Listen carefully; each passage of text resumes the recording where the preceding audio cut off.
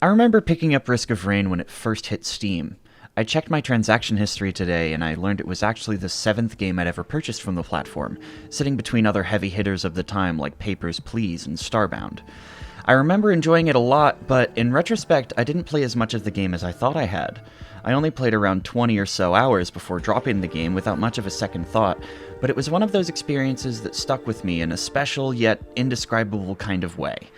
One of those games that I wouldn't actively think about or obsess over, but it would just pop into my head from time to time like, oh yeah, I remember that game. That game was cool, you know? It was only upon picking up the second game, over half a decade later, that I realized how much that experience really meant to me. I picked up Commando, shot a couple of wisps, saw the familiar font of the damaged text and went, oh, yeah, it's Risk of Rain, huh? And I immediately felt comfortable in my new environment. Suddenly, the familiar wisps, stone golems, and Lemurians are given a completely new way to interact with you, and the small but numerous changes to the underlying systems go a long way to making Risk of Rain 2 similar to its predecessor, while not outright copying the existing mechanics. One of the big skill checks in the first game is the flow of combat. Unless you're playing the Huntress, you can't move and attack at the same time, making it difficult to keep yourself safe during combat.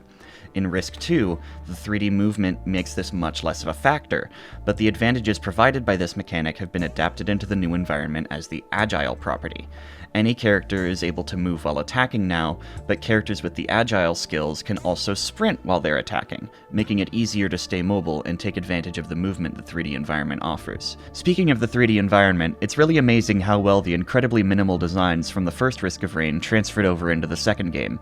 In an interview with Woolie, Hopoo said that he had no real 3D modeling experience before work began on Risk 2, and it's really hard to tell in the final product. Commando looks like he grew straight out of his tiny little sprite into this fully realized 3D model. You can see Loader's little baby arms driving the huge Loader frame. Engineer's visor is as perfectly round as the day it was drawn, and it's very impressive. Really, I just wanted an excuse to talk about Risk of Rain for a little while. I was going to make a lore video for it as a spiritual follow-up to that Warframe lore video, but there's an excellent video by the Grovetender that is not only better than the video I probably would have made, but is also produced in the exact same way that I would have produced it if I made it before him. I can't recommend it enough. I'll make the lore video when Survivors of the Void comes out, so you have that to look forward to. Hopoo Games' story is inspiring to me. When they first started making games, they were around the age that I am now, and seeing them turn that little indie game I picked up on a whim back in 2013 into such an amazing community and such great success is the kind of story I'd be happy to make out of my own life. Their game inspired me to make this YouTube channel and to pursue a little bit of game development as a hobby. Songs from every game Hopoo ever released are part of my regular rotation, and ones that I recognize anytime another channel uses it to set the mood.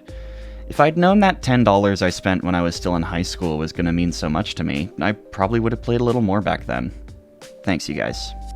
I'll see you around sometime.